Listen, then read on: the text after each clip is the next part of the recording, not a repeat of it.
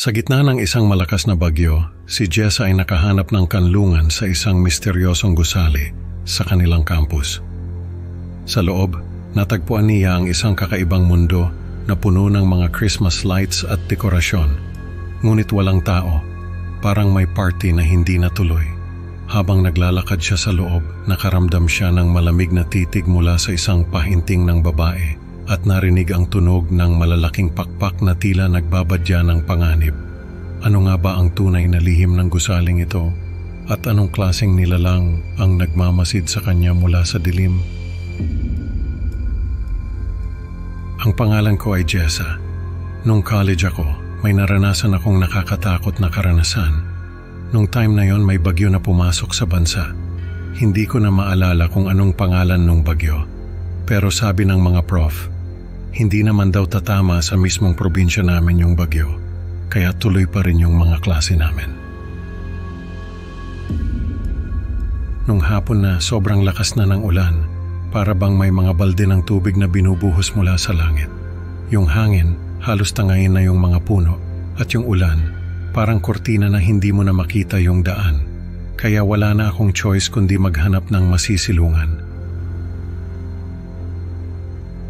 Naglakad-lakad ako sa campus namin. Naghahanap ako ng mapagpapalipasan ng oras. May nakita akong building na hindi ko pa napapasok. Sa labas, may mga Christmas lights na nakasabit. May mga parol din. Naisip ko na baka may Christmas party sa loob. Na-curious ako, kaya pumasok ako. Pagpasok ko, para bang pumasok ako sa ibang mundo. Walang tao sa loob pero ang daming Christmas decoration na parang may party na hindi natuloy. Yung mga ilaw nakapatay pero yung Christmas lights kumikislap sa dilim. Nakakakilabot yung katahimikan, parang may nakasilip sa bawat sulok. Yung mga ilaw nakapatay pero yung Christmas lights bukas. Sa loob may naramdaman akong kakaiba, parang may nakatingin sa akin. Nakita ko yung pahinting ng isang babae sa dingding. Yung mga mata niya parang buhay na sumusunod sa bawat galaw ko. Kahit saan ako pumunta, parang sinisilipan niya ako. Nakakakilabot talaga. Parang may sariling buhay yung pahinting. Kahit saan ako pumunta, nakatingin pa rin siya sa akin. Lumapit ako sa pahinting. Tiningnan ko mabuti yung mata ng babae. Hindi ko alam kung paano ginawa ng artist yun. Pero yung mata ng babae, parang totoong mata ng tao. Nakakatakot. Umalis na ako sa harap ng pahinting. Naglakad ako sa building na yon. Naisip ko na baka museum yon kasi ang daming antigong bagay sa loob.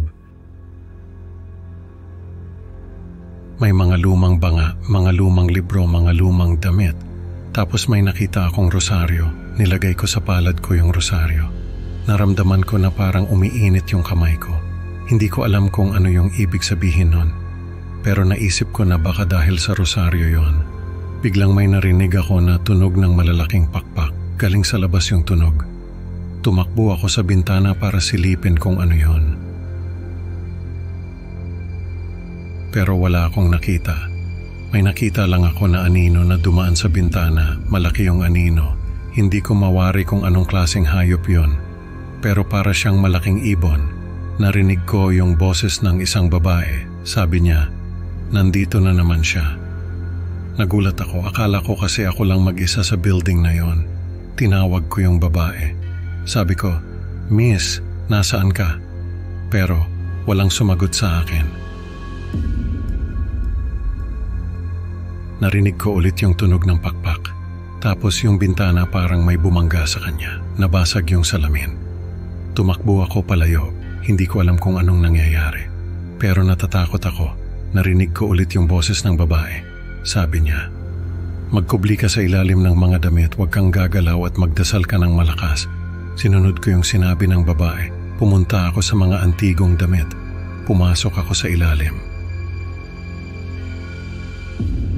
Naramdaman ko na nanginginig ako. Hindi ko alam kung sa takot ba yon o dahil sa lamig. Nagsimula akong magdasal. Narinig ko na may pumasok sa building. Narinig ko yung tunog ng pakpak. Tapos narinig ko na parang may humihinga sa malapit. Naramdaman ko na sobrang lapit na niya. Yung hininga niya, Ramdam ko na sa batok ko.